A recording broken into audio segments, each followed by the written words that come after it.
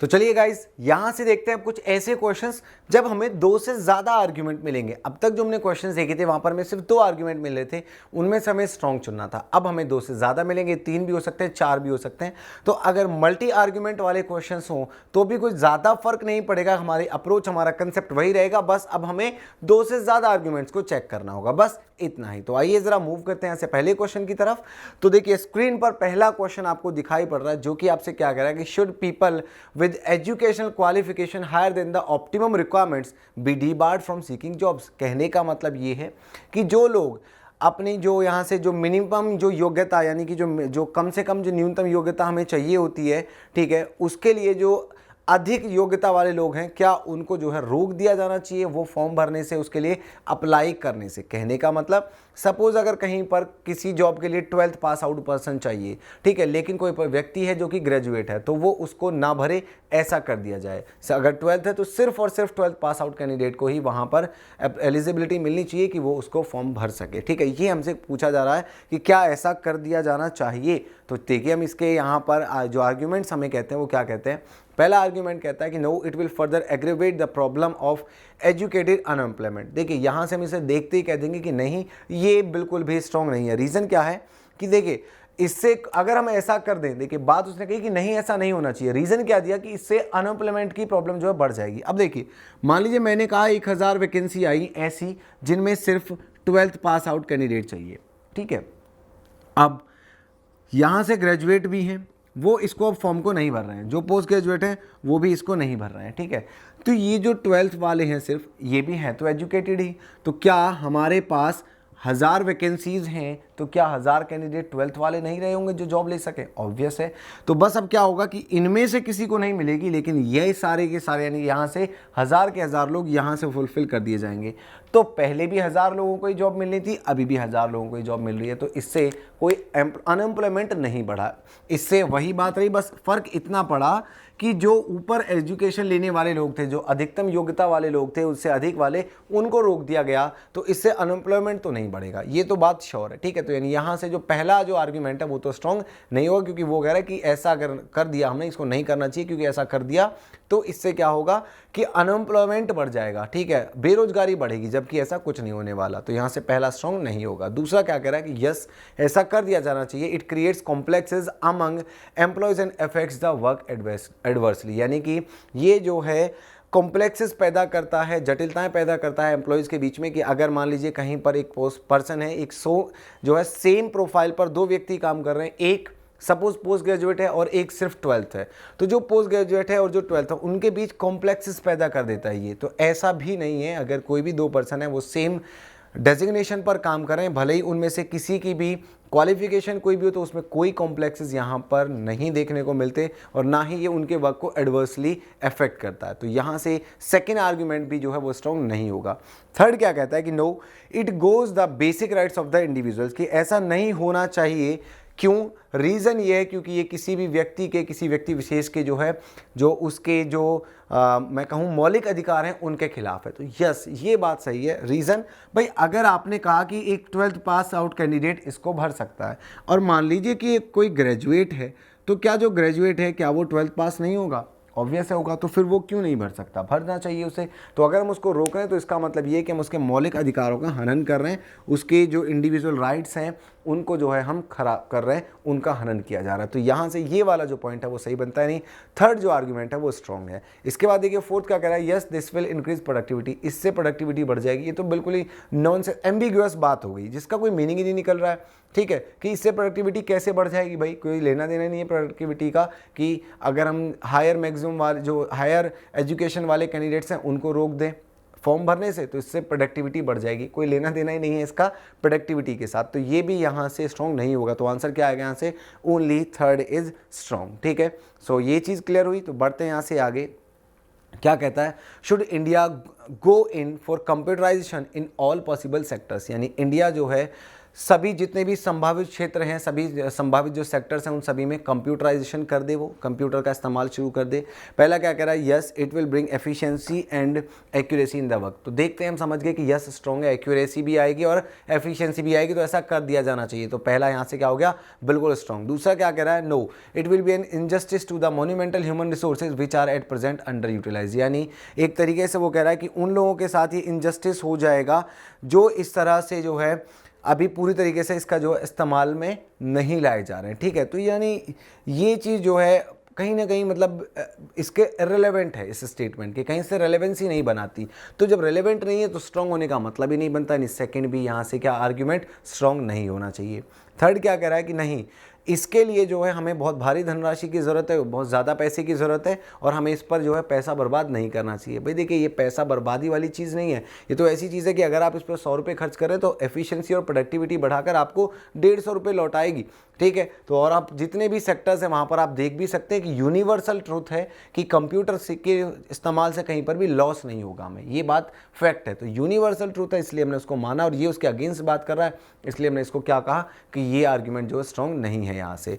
इसके बाद क्या कह रहा है कि हाँ ऐसा करना चाहिए क्योंकि जो विकसित देश हैं वो हर क्षेत्र में कंप्यूटर का प्रयोग कर रहे हैं, तो भारत इसमें पीछे कैसे रह सकता है। तो अब देखिए यहाँ पर क्या कर दिया, कंपैरिजन, किसी को कॉपी करने की बात की जा रही है, वो ऐसा कर रहा है इसलिए आप भी ऐसा कर दीजिए। तो ये भी इसलिए क्या हो गया यहाँ से वीक, तो यहाँ से दूसरा भी वीक था, तीसरा भी वीक है और चौथा भी। तो आंसर क्या रहेगा, ओनली फर्स्ट इज स्ट्रॉन्ग। ठीक है, तो मूव करते हैं यहाँ से थर्ड यानी कि 13th क्वेश्चन की तरफ। स्टेटमेंट क्या कहता है, should all the school teachers be debarred from giving private tuitions, यानी जो स्कूल टीचर्स हैं उनको प्राइवेट ट्यूशंस देने से रोक दिया जाना चाहिए। अब देखते हैं यहाँ से पहला आर्ग्यूमेंट क्या कहता है, नहीं, the needy students will be deprived of the expertise of these teachers, यानी कि वे स्टूडेंट जिनको ज़रूरत है उन टीचर्स की एक्सपर्टनेस की, वो कहीं ना कहीं इसमें जो है पीछे रह जाएंगे। देखिए ऐसा बिल्कुल भी नहीं है, रीज़न ये है उनकी विशेषज्ञता से वंचित कैसे रह जाएंगे। भाई अगर वो चाहें तो वही विशेषज्ञता, वही एक्सपर्टीनेस अपनी क्लास में भी तो दे सकते हैं। भाई कैसे पीछे रह जाएंगे, अगर मान लीजिए क्लास में 50, 60, 100 कैंडिडेट बैठे हैं तो उनको भी तो पढ़ाया जा सकता है, ऐसा थोड़ी कि क्लास में पढ़ाया ही नहीं जा सकता। तो यहाँ से ये जो है पहला बिल्कुल भी स्ट्रॉन्ग नहीं होगा। दूसरा कह रहा है कि हाँ ऐसा कर दिया जाना चाहिए, ये उन शिक्षित बेरोजगारों के साथ अन्याय हो रहा है जो ट्यूशन पढ़ाकर अपनी आजीविका कमा सकते हैं। देखिए आप किसी एक को बढ़ा सकते हैं लेकिन किसी दूसरे को गिरा नहीं सकते। मान लिया बात कि जो लोग अभी शिक्षित तो हैं लेकिन रोजगार नहीं है, तो वो ट्यूशन पढ़ा करके अपनी जो है अर्निंग्स, अपनी लिविंग्स चला रहे हैं। लेकिन भाई इसके लिए हम किसी दूसरे को तो नहीं रोक सकते ना, किसी दूसरे के भी तो इंडिविजुअल राइट्स हैं, उसके भी राइट्स हैं, वो भी पढ़ा सकता है। अगर मान लीजिए उसके पास ये हुनर है, ये कौशल है कि वो ये पढ़ा सकता है कोई भी सब्जेक्ट, तो बिल्कुल सब मौका मिलना चाहिए, हम उसको ऐसे कैसे डीबार कर सकते हैं। तो ये भी यहाँ से स्ट्रॉन्ग नहीं होगा। थर्ड क्या कह रहा है कि हाँ ऐसा कर देना चाहिए क्योंकि इससे स्कूल की पढ़ाई जो है उसकी गुणवत्ता में सुधार आएगा, उसकी जो गुणवत्ता है, उसकी जो क्वालिटी है वो बढ़ जाएगी। ऐसा भी नहीं है। ठीक है, कि अगर आपने उस टीचर को रोक दिया कि अब आप स्कूल में नहीं पढ़ाओगे, यानी जो ट्यूशन है वो नहीं पढ़ाओगे, सिर्फ स्कूल में पढ़ाओगे, तो ज़रूरी थोड़ी है कि वो आपके, ठीक है चलिए आपके कहने से उसने ट्यूशन पढ़ाना बंद कर दिया, लेकिन ये कोई ज़रूरी थोड़ी है कि वो अब बढ़िया क्वालिटी यानी उसी ढंग से जिस हिसाब से वो ट्यूशन में पढ़ा रहा था वैसे ही वो स्कूल में पढ़ाने लगे। ये भी तो कोई श्योर नहीं है, इस पर भी तो हम कोई मोहर नहीं लगा सकते, तो ये भी यहाँ से स्ट्रॉन्ग नहीं होगा। थर्ड क्या कह रहा है, हाँ क्योंकि स्कूल यानी ऐसा कर दिया जाना चाहिए क्योंकि स्कूल अध्यापकों का वेतन अब काफ़ी अच्छा हो गया। देखिए ये भी बिल्कुल इलॉजिकल पॉइंट है। रीज़न ये है कि अगर मान लीजिए कोई पहले से 1 लाख कमा रहा है तो उसे हक है कि वो 2 कमाए, 4 कमाए, 10 कमाए। हम सिर्फ इस बेसिस पर डीबार नहीं कर सकते कि भाई आप ऑलरेडी अच्छा कमा रहे हो तो अब आप जो है उसको चीज़ को और ज़्यादा नहीं कमा सकते, एक्सपेंड नहीं कर सकते। बहुत सारे बिजनेसमैन हैं आप देखोगे जो करोड़ों अरबों में कमा रहे हैं लेकिन फिर भी वो नए प्रोजेक्ट्स लाते हैं और ज़्यादा अर्न करते हैं। इन शॉर्ट कहने का मतलब ये है कि अगर कोई ऑलरेडी अर्निंग है तो हम सिर्फ ये आर्ग्यूमेंट देकर कि भाई आप तो कमा ही लेते हो तो आप रहने दो, किसी दूसरे को रोक लो, किसी दूसरे को करने दो, तो ये कहकर हम उसे नहीं रोक सकते। तो यहाँ से अगर हम देखें तो एक भी जो आर्ग्यूमेंट है वो स्ट्रॉन्ग नहीं बनता है। तो यहाँ से आंसर क्या होगा कि इनमें से कोई भी आर्ग्यूमेंट जो है वो स्ट्रॉन्ग नहीं है। ठीक है, तो आइए मूव करते हैं नेक्स्ट क्वेश्चन की तरफ, देखते हैं 14वां क्वेश्चन हमसे क्या कहता है। Should education be made compulsory for all children up to age of 14, यानी 14 साल तक के सभी बच्चों के लिए क्या शिक्षा अनिवार्य कर देनी चाहिए। पहला आर्ग्यूमेंट क्या कहता है, हाँ ये जो है सिस्टम और this will help to eradicate the system of forced employment of these children, यानी इन बच्चों को जो जबरन जो बाल श्रम जो इनसे कराया जाता है उसको ये क्या करेगा, उसको ख़त्म करने में जो है ये मदद करेगा। देखिए ऐसा भी नहीं है कि उनको जबरन अगर हमें करा, अच्छा उनको जबरन ही करा रहे हैं तो फिर ज़रूरी थोड़ी कि जो सरकार के रूल्स हैं उनको वो फॉलो कराएं। अगर हम उनसे फोर्सफुली ही करा रहे हैं, भाई अगर वो स्वेच्छा से कर रहे हैं तब तो बात ठीक है कि चलो भाई अब कंपलसरी कर दिया तो अब उनको जाना पड़ेगा। लेकिन अगर हम उनको जबरन करा रहे हैं, कोई भी व्यक्ति है जो उनसे जबरन काम ले रहा है, तो इसका मतलब ये वो सरकार की बात तो मानने वाला है नहीं, तो फिर तो वो तो यहाँ से उसको ख़त्म करने में कोई मदद नहीं मिलेगी।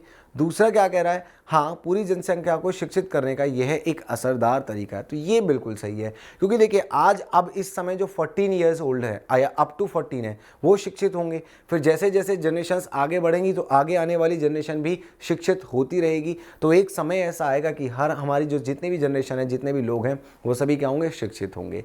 ठीक है, तो ये यहाँ से जो बात है वो थोड़ी सी असरदार लगती है, थोड़ा सा स्ट्रॉन्ग आर्ग्यूमेंट नजर आता है। दूसरा क्या कह रहा है, नहीं पूरी जनसंख्या को शिक्षित करने का आधारभूत ढांचा अभी हमारे पास नहीं है, यानी हमारे पास में जो अप्रोप्रिएट इंफ्रास्ट्रक्चर नहीं है।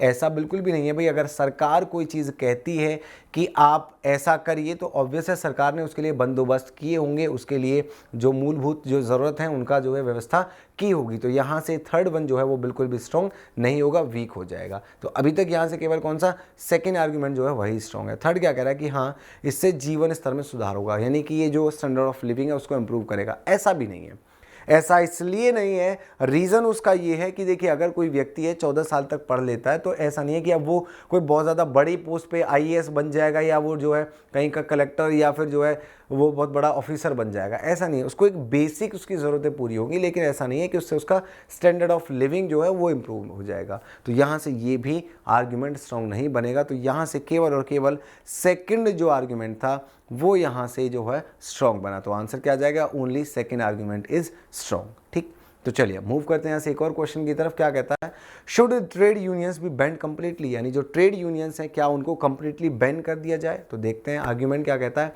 Yes, workers can concentrate on production, यानी जो वर्कर्स हैं वो कंसंट्रेट कर सकते हैं इससे प्रोडक्शन पे, इसलिए उसको बंद कर दीजिए। ऐसा थोड़ी कि ट्रेड यूनियन है तो वर्कर्स काम नहीं करते हैं, तो ये तो बिल्कुल ही इलॉजिकल बात हो गई। तो बिल्कुल भी ये आर्ग्यूमेंट जो है वो स्ट्रॉन्ग नहीं होगा। नेक्स्ट क्या कहता है, नो ऐसा नहीं होना चाहिए। This is the only way through which employ can put their demand before the management, यानी ऐसा बिल्कुल भी ये नहीं होना चाहिए, क्योंकि यही एकमात्र तरीका है जिससे जो एम्प्लॉय है, जो कर्मचारी है, वो अपनी मांग जो है मैनेजमेंट तक ले जा करके रख सकता है। तो ये बात बिल्कुल सही है कि अगर इंडिविजुअल किसी को प्रॉब्लम है तो वो तो जाके मैनेजमेंट से बात कर नहीं पाएगा। उसके लिए अगर यूनियन है, यूनियन में एक लीडर है, सेक्रेटरी है, कोई भी स्पोक पर्सन है, तो वो उससे अपनी समस्या रखें और वो व्यक्ति जा करके वहाँ जाके बात करे तो कुछ सुनवाई हो सकती है।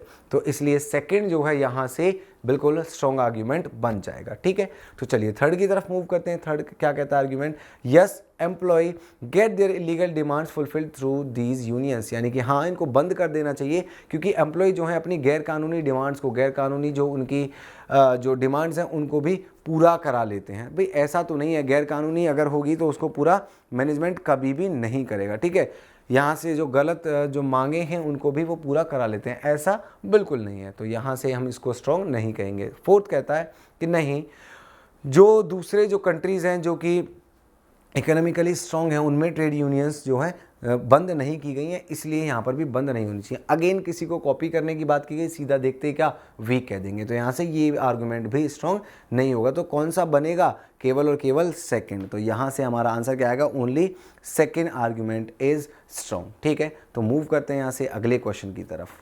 अगला क्वेश्चन क्या कहता है कि should the public sector undertakings be like to adopt hire and fire policy, यानी कि जो ऐसे जो यहाँ पर पब्लिक सेक्टर अंडरटेकिंग्स हैं, यानी कि जो एक तरीके से कहूँ जो सरकारी संस्थाएं हैं, क्या उन्हें भी हायर एंड फायर पॉलिसी जो है अडॉप्ट कर लेनी चाहिए। इसका मतलब क्या है, इसका मतलब ये कि अगर कोई व्यक्ति है परफॉर्म नहीं कर रहा है तो सीधा उसको निकाल दीजिए 1-2 वार्निंग्स के बाद, उसको ज़िंदगी भर ढूंढने की ज़रूरत नहीं है, जैसा जनरली सरकारी जो है विभागों में होता है कि कोई अगर एफिशिएंट है तब भी काम कर रहा, नहीं है तब भी काम कर रहा, तो क्या वैसा ही उन्हें करना चाहिए।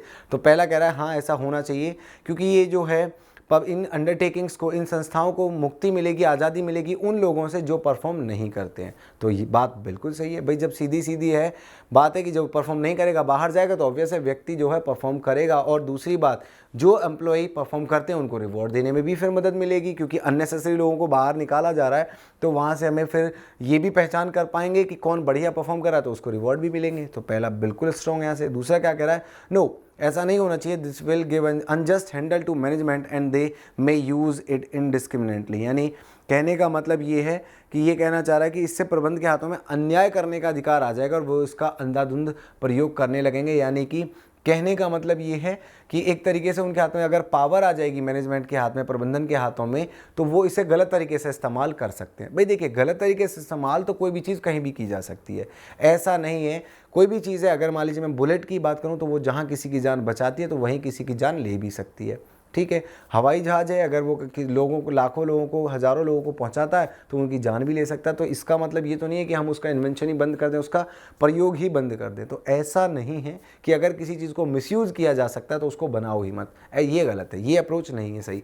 तो इसलिए यहाँ से सेकंड को हम नहीं मानेंगे। तीसरा क्या कहता है यहाँ से कि हाँ ऐसा करना चाहिए, क्योंकि इससे ये जो ऑर्गेनाइजेशंस हैं, जो संस्थाएं हैं, इनकी एफिशिएंसी यानी इनकी जो वर्क करने की जो क्षमता है उसमें वृद्धि होगी और उन्हें प्रॉफिट भी होगा। ऑब्वियस है, जब नॉन परफॉर्मिंग एसेट जो पर्सन्स हैं वो निकल जाएंगे, उनकी जगह परफॉर्म करने वाले आएंगे, अच्छा परफॉर्म करेंगे तो उनकी एफिशिएंसी बढ़ेगी तो प्रॉफिट भी बनेगा। तो यस, ये भी यहाँ से ट्रू है। तो आंसर क्या आएगा, first and third are true, बिल्कुल यहाँ से ट्रू है। तो चलिए मूव करते हैं यहाँ से अगले क्वेश्चन की तरफ।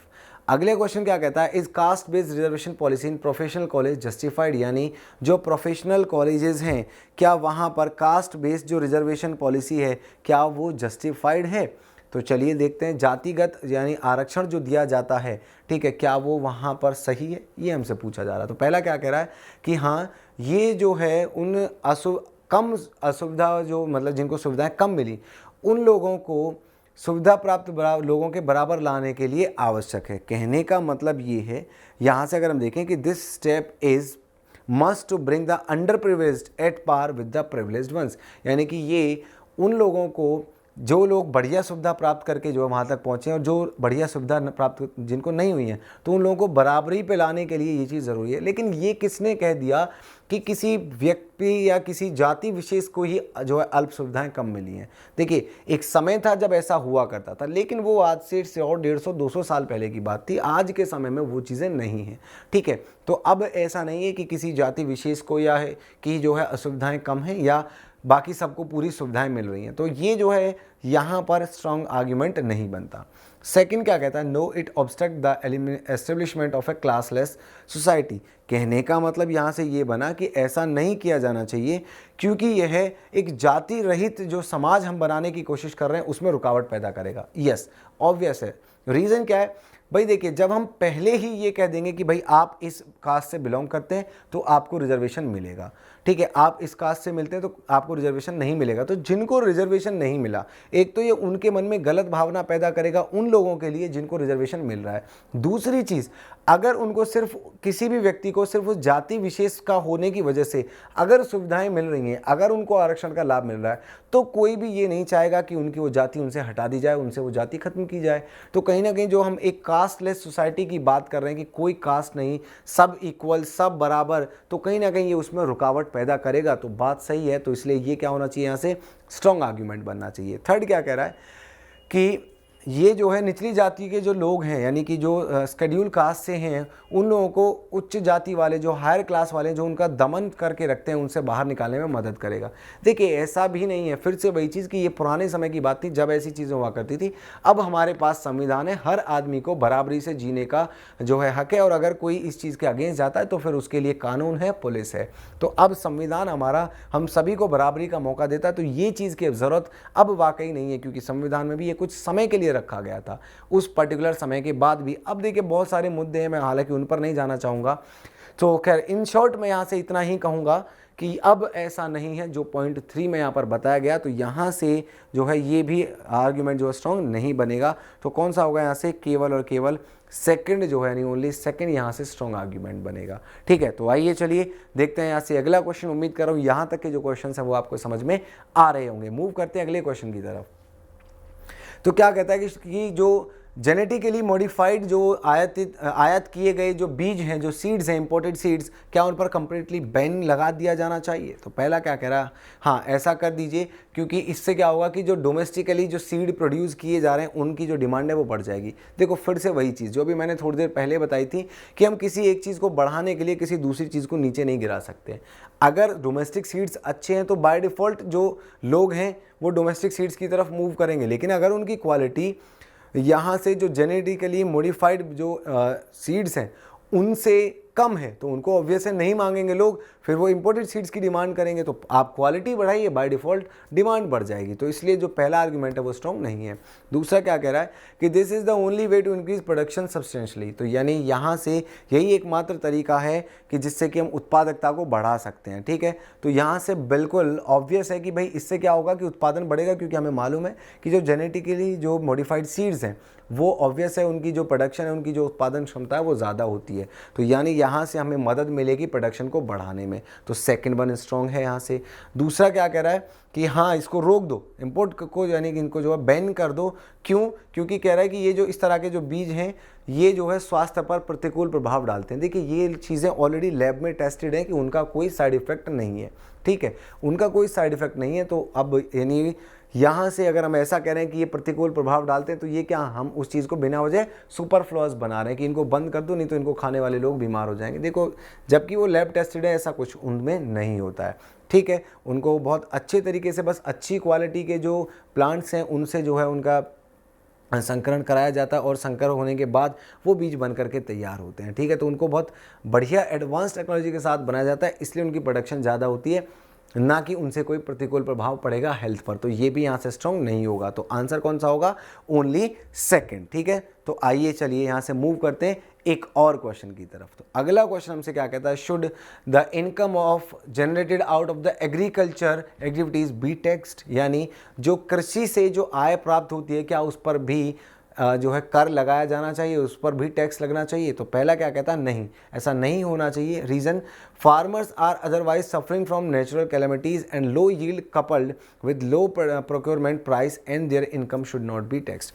कहने का मतलब ये है कि जो फार्मर्स हैं वो ऑलरेडी जो है किस चीज़ से सफ़र कर रहे हैं, नेचुरल कैलेमिटीज़ से, और जो यहाँ पर उनकी जो मतलब कि उनको जो सरकार की तरफ से जो प्राइस तय होता है उनकी फसलों का वो ऑलरेडी बहुत कम है, तो इसलिए उनकी इनकम पर टैक्स नहीं लगना चाहिए। अब देखिए यहाँ से आप समझिए, इनकम पर टैक्स अगर हम इसको देखें भावनात्मक रूप से देखें तो ये हमें सही नज़र आएगा, लेकिन हमें सारी चीज़ें किससे देखनी होती हैं, यहाँ पर हमें लॉजिकली। कैसे? आप ये देखिए, अगर मान लीजिए कोई किसान है जो कि 2 लाख कमा रहा है, ठीक है, तो ऑब्वियस है उस पर कोई इनकम टैक्स नहीं लगेगा क्योंकि इनकम टैक्स का स्लैब ही ऊपर है। लेकिन अगर कोई मान लीजिए फार्मर है तो भाई देखिए वो 10 लाख मेहनत कर रहा है, नो डाउट, मैं बिल्कुल मानता हूँ कि फार्मर्स मेहनत करते हैं और नो डाउट उसके लिए उन्हें कड़ी जो है मेहनत करनी पड़ती है। लेकिन अगर कोई फार्मर 10 लाख कमा रहा है तो उस पर कोई टैक्सेशन नहीं है। ठीक है, आप समझिएगा। लेकिन एक सर्विसमैन है जो कि सिर्फ 5 लाख कमाता है, वो उस पर टैक्स दे रहा है। भाई मेहनत तो ये भी करता है, ऐसा तो नहीं है कि ये फ्री में जो है इसको पैसा मिल जाता है, चाहे ये प्राइवेट एम्प्लॉय है चाहे ये गवर्नमेंट एम्प्लॉय है। अगर ये 5 लाख अर्न कर रहा है तो मेहनत तो इसने भी की होगी इसके लिए, ऐसा तो नहीं है कि इसको घर बैठे मिल गए होंगे। तो जब ये 5 लाख पर जो है टैक्स दे तो यहाँ 10 लाख पर क्यों नहीं होना चाहिए? करेक्ट है। माना कि वहाँ पर जो है लो यील्ड होती है या जो भी कुछ है, अगर मान लीजिए फसलें नहीं हुई तो इनकम कैसे हो गई, और अगर इनकम है तो फिर टैक्स क्यों नहीं?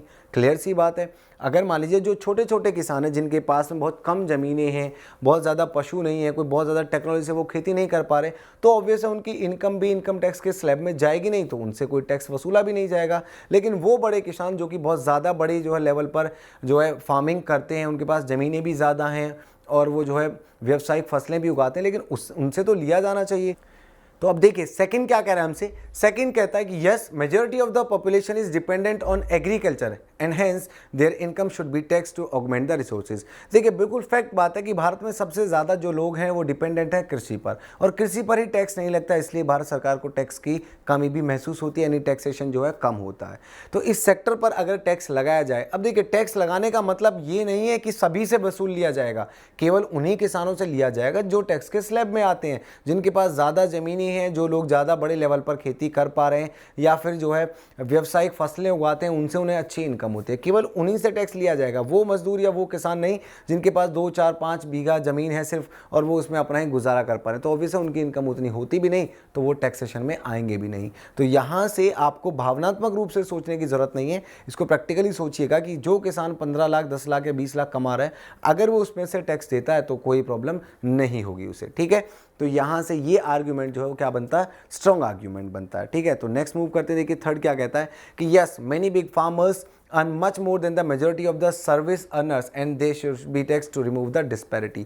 यानी बहुत सारे ऐसे बड़े किसान हैं जो कि सर्विस अर्नर्स यानी कि जो सर्विस करके, जो जॉब करके, नौकरी करके पैसा कमा रहे हैं उनसे ज़्यादा कमाते हैं। तो इस ये जो डिस्पैरिटी है उनके बीच की, एक व्यक्ति ज़्यादा कमाए तो भी कोई टैक्स नहीं, एक कम कमा रहा है तब भी टैक्स। तो ये जो डिस्पैरिटी है, जो ये जो डिफरेंस है, उसको बिल्कुल ट्रांसपेरेंट बनाने के लिए, बराबर में लाने के लिए उन पर टैक्सेशन होना चाहिए। तो यस ये भी यहाँ से स्ट्रॉन्ग बनेगा। तो यहाँ से कौन सा आर्ग्यूमेंट स्ट्रॉन्ग है, सेकंड एंड थर्ड ओनली, ठीक है। तो ये चीज़ यहाँ से हमने कुछ इस तरह से देखी। तो आइए मूव करते हैं यहाँ से अगले क्वेश्चन की तरफ कि देखते हैं कि आगे जो अगला क्वेश्चन है वो यहाँ से क्या कहता है हमसे, ठीक है।